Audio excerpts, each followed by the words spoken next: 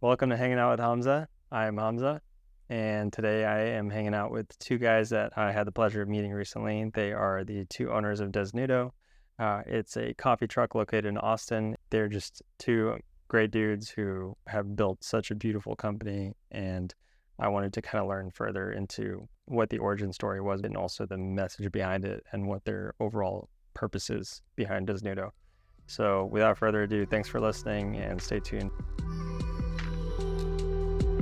This is Hanging Out with Hamza. It's a passion project about passions and projects, where I interview some of the most interesting people in my life and learn about the things that they love. Thanks for tuning in.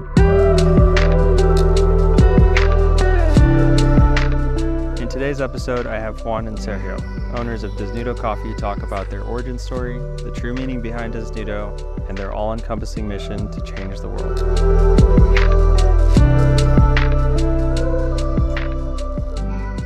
Gonna go ahead and pass it on to Juan to start his story and just let me know more about it. So yes, we started Desnudo more as a passion project. We never thought we would call ourselves a company at some point. It was more, how do we do something we really like and have fun doing and we feel passionate about rather than seeing it as a job. And it all started mostly during COVID when Sergio was already living here in the US and he moved to Maryland. I was still working in Colombia. I went to college there and I did economics. All my life I wanted to study finance. And after 5 years of doing it, I really didn't feel as passionate as I thought I would be. It's funny because you always think you are supposed to know what you want to do all your life. And then 5 years in, and I wanted to do something different. So that was kind of like the start of like the thought of starting something new. Hey, Hamza, I'm Sergio. And yeah, the passion project started when I moved to Maryland and I wanted to study law. I went back to Colombia and then I was like so excited to tell my brother that I wanted to study law. Our parents are lawyers, and so I was just thinking that it was something I could do in the United States. And then I said that to him, and he said, like, oh, you're crazy. You don't want to do that in your life. And then I was like, why? And then he said, you're the type of person that should, I don't know, be outside or something. I was doing construction before when I moved to California. So then he said, why don't you give some time to do something you like, something that you want to try? I've been always passionate about like food and like something related. And so we tried to do something that was related to food. It was a bakery and the origins. Juan was not in the picture until he realized he wanted to do it to follow his own advice.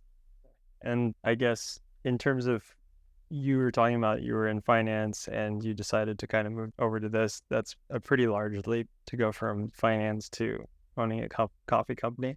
And I know that it is your passion project, which, if you guys don't know by now, this podcast is about passions and passion projects. And so I delve further into why people are passionate about something and I try to learn about that subject through them, because usually the best teachers are other people who are passionate about what they're teaching, right? So I think it's always beautiful to experience that through people like yourself. And you have to be somewhat not only passionate but crazy to make these decisions sometimes, because there's so much risk involved and it's not an easy industry, the coffee industry. So going back to my question, I wanted to ask, when you were in finance, what was it that ultimately made you decide to go this route? Was there like a mentor you had, or was there somebody that influenced you to go this route, or did you just decide that you've always loved coffee and you wanted to go this way? So I told Sergio, he was at that point, I think 25, and I was 27 or younger, 24 and 26. And I said to him, you're so young, you're 24. You could give yourself 2 years and try something you're very passionate about and fail. And even after failing, you will only be like 26 or 27. So you can even start then and go into law school or whatever. and it's never too late. And I think that was the defining point for me as well, because I was only 26 or 27. So I said, well, I could try it myself, and even if we fail and if we just lose 2 or 3 years of our lives, I'm still gonna be only like 30. Yeah. So I can go into business school. That was my other plan, going to a business school and do like an MBA. Okay. And then just keep going in my line. I was good at what I did before, so I know if I would stay there, I would have kept growing. So I think it was that, mainly the fact that we were so young, and that we could just take 3 years to try something, and if it doesn't work, we can still start again. Yeah, that's a good way to approach it. And for listeners, I think that's like a good way to look at it, because a lot of times people do worry about failure. And even me as a dentist, like I constantly think about that. But yeah, if you try it and it failed, you probably lose like 1 or 2 years, but you still have so many chances to go. So that's a good way to approach it. I did ask a lot of your employees and staff about you guys, and I learned a little bit secondhand through that. And I remember one of them was saying that you did have a mentor at some point that you learned a lot through in terms of like the coffee industry. Do you want to go further into that? Like, what was it that kind of let you go into coffee, and what made you decide that that was something you wanted to start eventually? I think the mentors that we have had in coffee have been farmers, Yeah. and not in reality, like mainly people that have taught us how to do coffee or set up a coffee bar or build the trailer. It was like mainly learning through failure and like understanding the basics. But we did have some mentors, more on the business side here in Austin. One of them is actually Reina from Veracruz Natural, the other trailer that is parked right next to us. My favorite taco spot. And then many more that have, come and help us and give us really important advice in crucial moments in our company. Okay. Yeah, and when I say company, I only say it from a respect level. So I hope you guys don't take offense to that. But it is a We love company, it. and I think you guys grew it from such, small grassroots, and I think it's beautiful.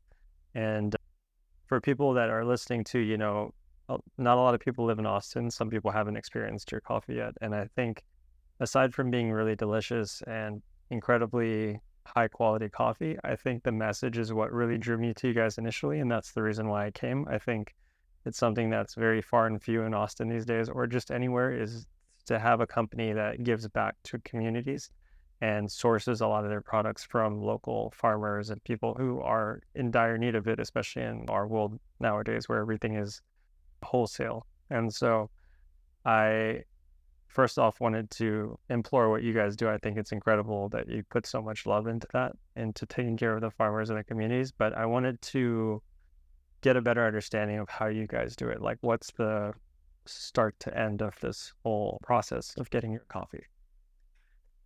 Well, for us, it also, like, we always, everything we do, we try to go and ask, but why? Yeah. But why? But why? And the more you delve, the more you find possibilities to improve something. So if you just start by like asking, why does this coffee taste good? It could be, and if you start with a product like a latte, you can just think about, let's say, the milk that is used, and then the syrups, if any, or the coffee. And then, okay, now which milk and why is this milk important? Then you can start like going deeper and deeper and deeper, and that's what we did. And ultimately, it just went straight to the farm and to the producer, and even to asking ourselves, how does the soil impact the flavor of the coffee? How does the altitude, the minerals in the soil? So we kind of like became really obsessed over understanding how to get the best product. And for us, was the only way to like really have an excellent product was to source only direct, because if we knew the people who produced it and we had that relationship with them and understood how they were doing their processes, then we can have a saying in like, hey, this does not taste as we want it to taste. Why?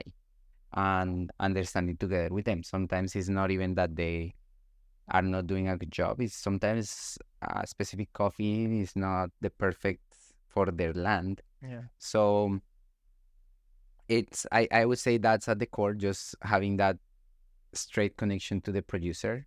So that's how it works basically, like establishing that connection, buying only directly from them, knowing which coffee comes from which producer. It's a lot of work because of the same reason. Yeah. And then bringing it from the farm, I think that's not something anybody could do. We just can do it because we're from there and we know how to transport things Yeah. from these mountains to Bogota and then ship it here without the use of any intermediaries and then serve it directly to the public. Yeah, and I wanted to mention one thing that you guys do as well is the cupping, which I think is really beautiful as part of the appreciation of the coffee and where it comes from and the blends. And you guys have, correct me if I'm wrong, but you have a traditional thing every Monday morning where you have customers, employees, staff, everyone try the different blends that you have, and they're locally sourced, obviously from Colombia, from different regions, and you'll go over all of the cups, which are all the cups filled with the different types of coffee. Is it more so you wanting to have your customers involved with understanding what you're doing, or was it just something that you've kind of developed over time? Yeah, so it's called cupping. It's for coffee roasters. What you do, what you want to do is try and see consistency, try to change the roast profile for next time, and be able to measure in some sort of way how is your coffee tasting. So the idea was actually from Juan, and it was opening to the public. We used to do that before inside here to be able to check how we're doing, comparing the roast profiles that we had, and then making sure that we were maximizing the flavor of each coffee, but not trying to kind of like obtain something that was not natural to the coffee itself. So then the idea was to open it to the public since we were doing it already and making sure that people was understanding all the work that was done beforehand in serving it to the trailer to them. So yeah, it's kind of fun. It's at 8 a.m. on Mondays and we cap the roast profile that we have roasted the previous Monday.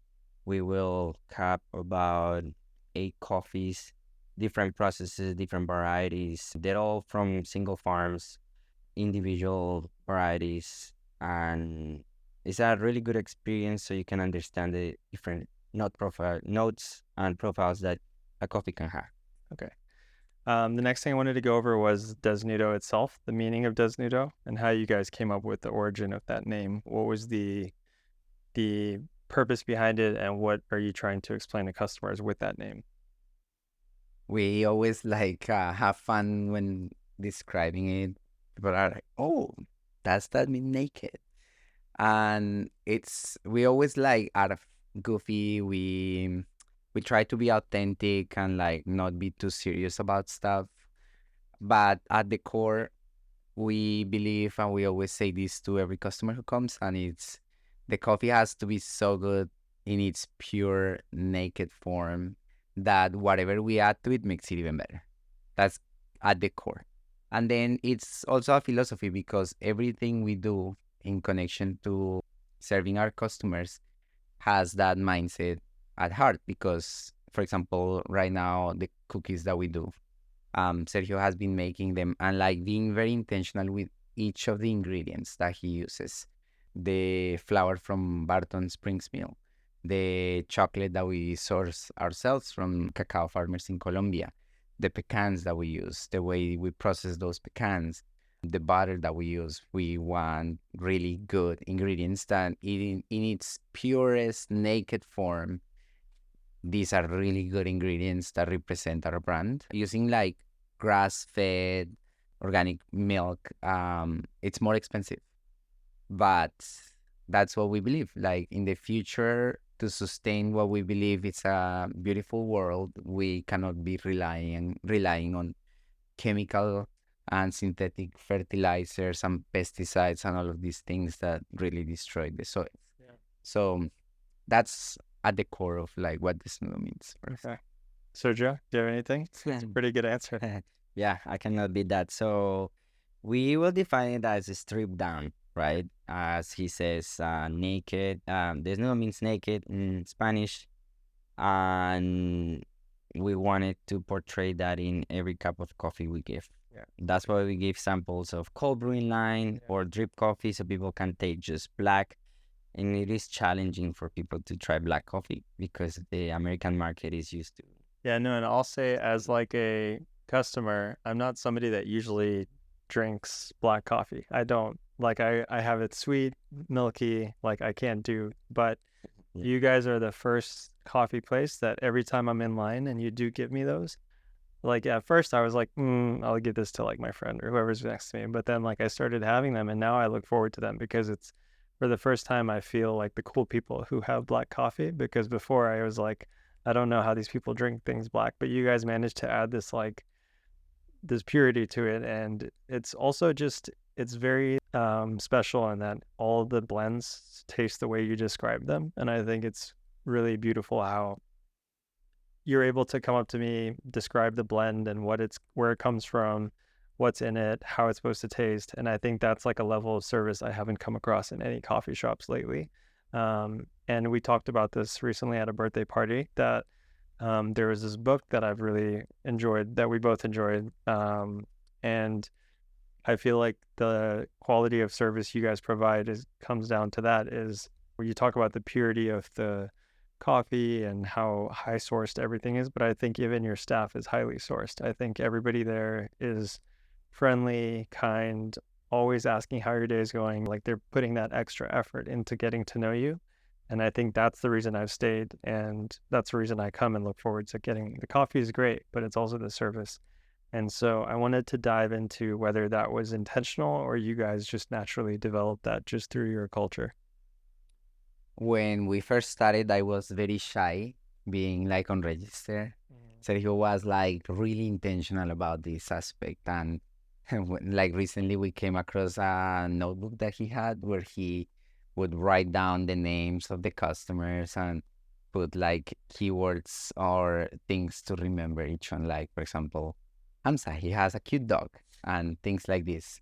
And it's I think like that's at the DNA now, but it started then. And I think sometimes it just takes that. It takes one person to be really intentional about something. And um like he got me out of my comfort zone in terms of being more welcoming, as you say, more open to the people who come and visit us.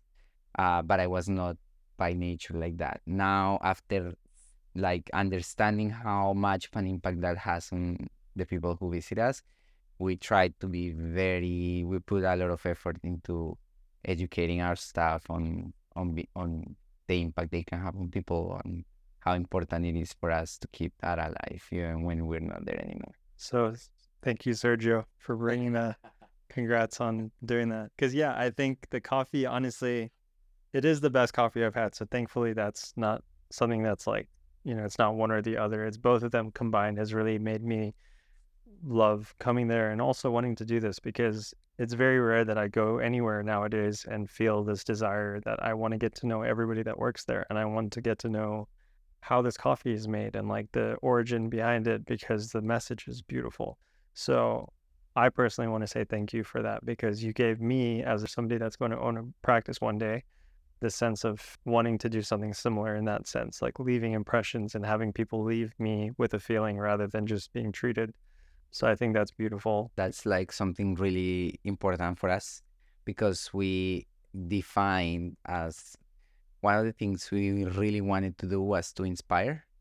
So I'm really happy that you're saying that this has inspired you to also do better at what you do. Yeah, I think it has, and I know multiple people that have been there that I've referred to go try you guys, and I've never had one person leave and say, yeah, it was like overhyped or it's not worth it. So I think you guys have not only lived up to your reputation, but surpassed it. And I think I've even had friends that admittedly were like, this coffee was too sweet or whatever, but I really enjoyed going there and talking to them, and I'm gonna try another coffee. And like it makes them want to come back to try everything else. So I wanted to go into the coffee now. So as I mentioned, I'm a sweet tooth. I love sweet coffee and milky coffee, and I think you guys have made some of the most interesting choices with your flavor profiles. I think most people when they're listening to this, they're probably thinking like, oh, he probably gets like a vanilla latte or something. But no, like the stuff they make is so interesting that I've never tasted this stuff before. Like it's the umami flavor profile kind of stuff where it tastes parts of my like flavor profiles I didn't even know existed with coffee. And so I wanted to go into how you guys come up with those and what the inspiration is behind them.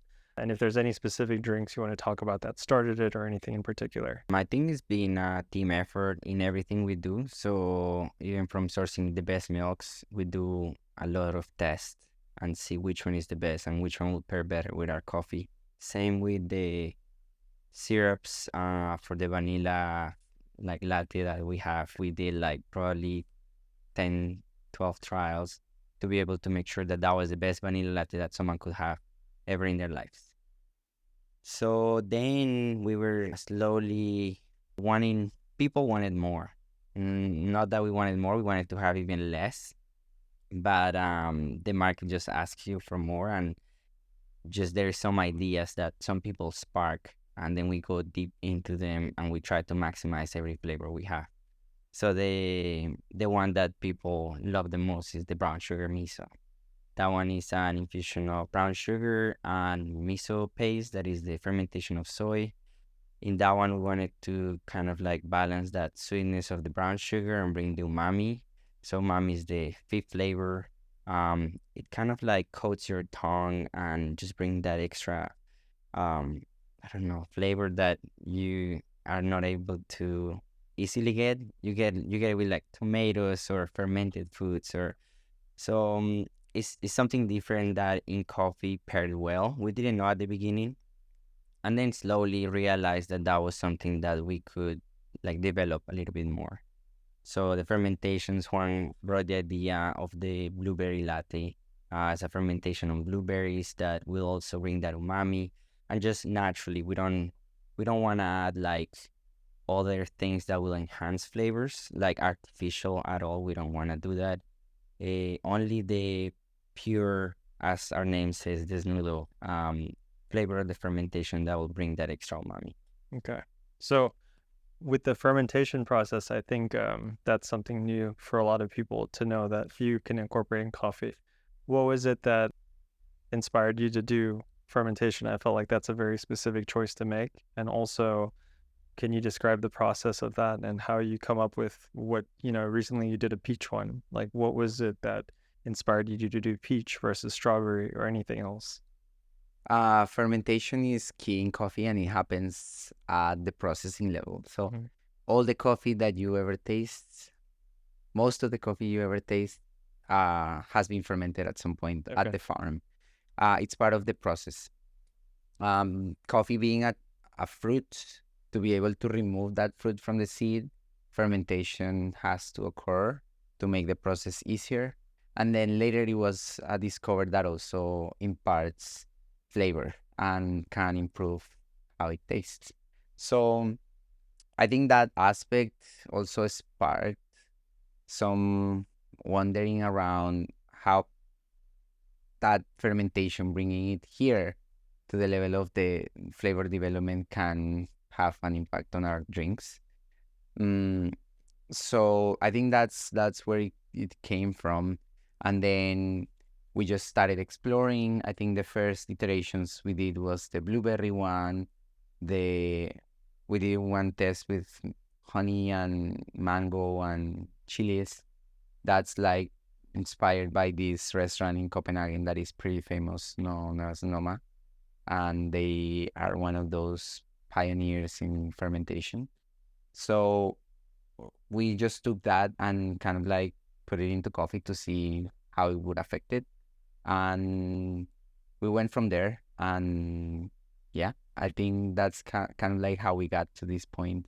The peachy latte the use of peaches was more inspired by the fact that in Texas, that's one of the fruits that grows locally. So we wanted to start playing with the seasonality Okay. of the ingredients too. But the type of fermentation is also the same as we would do in the blueberry one. Besides the fermentation, when you guys are picking the flavor profiles and kind of coming up with what's going to go to the public, how do you guys determine as a, partners, or like what is the determining factor to decide that this is going to be put out into the public? We, after doing the many tests, we will actually bring it to the team, and I think we all collectively decide if it's good enough. Okay. Uh, You have like a cupping, but between yeah, your company. between the team, and then everyone tries it, brings ideas like this could be improved, that could be improved, and then we all together basically develop the final. But the recent one, the peach one, it had Lily's name in it, so I'm assuming Lily came up with it. Lily is one of their staff members. So, is that one of the influences behind it? Yeah, she was the one that came up with the idea of using peaches and honey and salt. She actually did a test on her own. She brought us a finished product. We tested it and we were like, "Oh, this is pretty good." That was last year. Wow. So it just stayed in our head for a year. Yeah.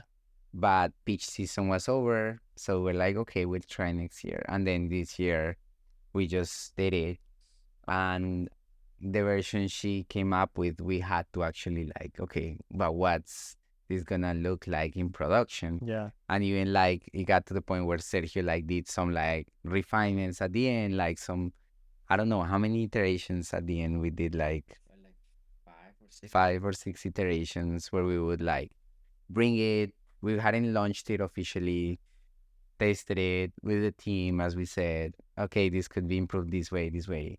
So he would bring it back, do some changes, bring and ferment it again, wait until fermentation was ready, bring it again, iterate. So it was like it took Like a long time to multiple develop stages. that one. Okay. How long did you think it took from the moment of starting that to bring it to production for public?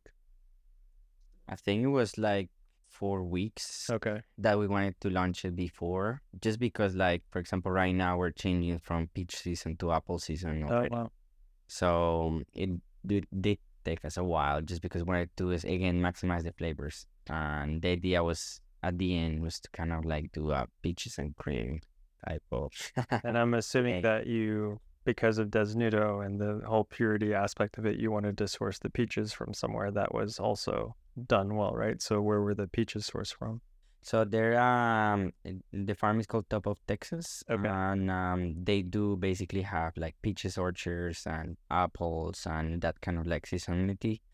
So yeah, it's really local. They use like organic practices, and it's beautiful. Awesome. Yeah, Yeah. I love peaches so much. So it was a great, interesting first time trying it because I've never tasted fermented peaches to begin with, and then adding that to coffee added a new layer of.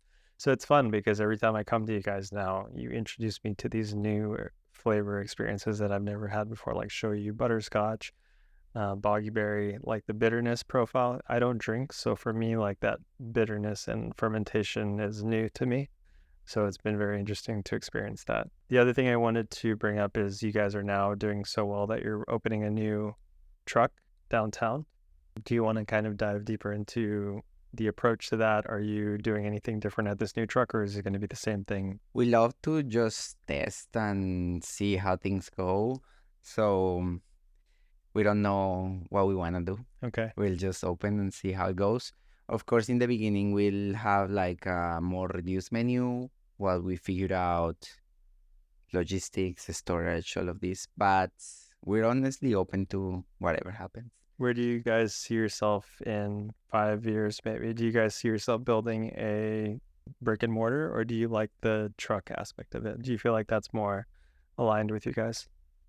I think I personally like the trailer Me too. aspect. The fact that we're in Austin and people here have a very strong appreciation for the Trucks, for yeah. food trucks is something. And I love, as personally, like to go and have food at trucks is one of my favorite things to do. I like the informality of it. I don't like pretentiousness. So, it's just a good product. That's all I care, a good service. So I don't care if the place looks fancy or not. For me, what matters is other aspects of going to somewhere. So we like that as long as we're able to continue having you know the fact that being in a trailer gets you exposed to cold or heat. It's also a thing to consider, but in general, if it's not out of control, we like that. I like that. Yeah, and I think it's comes down to even like your Desnudo, like the purity aspect. Like I feel like it's the purest form of service. Like you don't need the bells and whistles. It's just what you need to be present for good service. So we talked about your guys' attention to service and taking care of your customers. You almost treat the customers like family, and I feel like it's so much so now that you guys developed the run club and the yoga club. Was that also something that you guys had always wanted to have incorporated, or was it something that kind of developed itself naturally over time? I like that you guys are always wanting to share with each other the answers. So I think those are like also related to what I just said before. We just like to try stuff. Yeah. The Run Club had been in our minds for a while. We just kept pushing back on it. And then one day we said, you know what, let's just do it tomorrow. And Yeah. I just started it like overnight. And it has been like so fun ever since. The yoga club was actually Lily's idea. And we were also like, yeah, let's do it. Like, Yeah. why not? So as long as it's aligned with our principles, we're open to any ideas, and we try to get the team to participate and let them know that they can also help us build this, because not all of the ideas need Yeah. to come from us. What would you say? I know a lot of businesses sometimes have something on their wall, whether it's a motto or a theme or a quote to live by. Does Desnudo have any of those in their truck? Yeah. We have one. Okay. It's painted on the trailer. What does it say? It says change is possible one farm at a time. Okay. And we always said we want to change the world. But if you think about changing the world all at once, it's impossible. Yeah. But we say if you do it, just if everybody would do a little change in their own lives, we could all change the world. Yeah. So in our case for coffee, we say that if we change the life of one farmer or one farm, we're changing their world.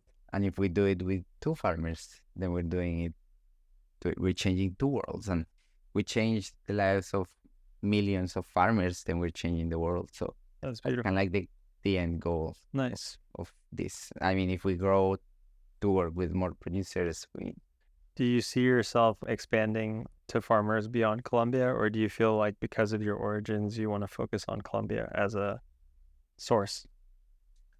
I think we ask this question a lot because there is many origins that could give us amazing coffees and that we could also make a change in their lives. But we think that we have to stay true to our mission.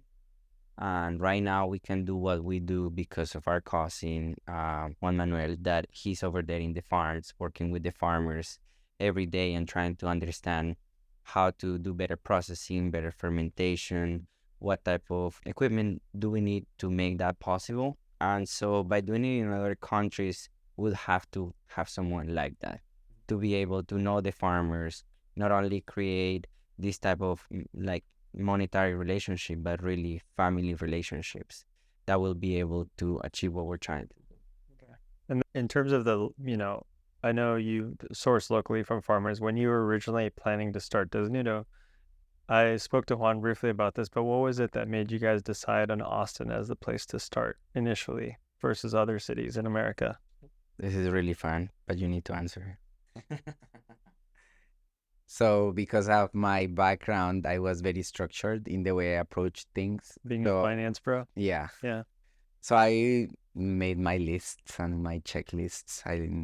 Your Excel spreadsheet. Excel spread. I would love to find that spreadsheet. I've been trying to find it. I Yeah. haven't found. But basically like, going into you Google like what's the best city to move in the US and stuff like that, and every source tells you something different. So I gathered like multiple answers to that, and then we established some variables that were important for us, like education, average age, average income, how much of a walkable city is that one, and different variables. And then we rated them, all of them, and made a list and organized them by the things that were more important for us. And Austin was in the top five. So that's kind of like how it came to be. From that top five, Sergio visited those top five, all of them, I think, or the top four. And basically, out of them, it was more like which one feels like home. And Austin felt like home and still feels like home. It's like, Yeah. we're so happy that we chose Austin. We feel. Yeah, I think even the coffee culture in Austin is pretty good. I think that there's a really good community of it here. I think the appreciation of it is also strong. I think the only other cities I can compare it to is maybe Seattle. Seattle was one of that on your top five. Yeah. Yeah. And then I know you've mentioned that LA and New York were not on there. Is it because of just how saturated it is? And Yeah, and like that huge city vibe where we wanted more smaller communities. Where in Austin, we always say it feels like a big neighborhood. We just see our customers in the grocery store and, in the lake and in the river and in the pool. And that closeness to people is something we really like about here.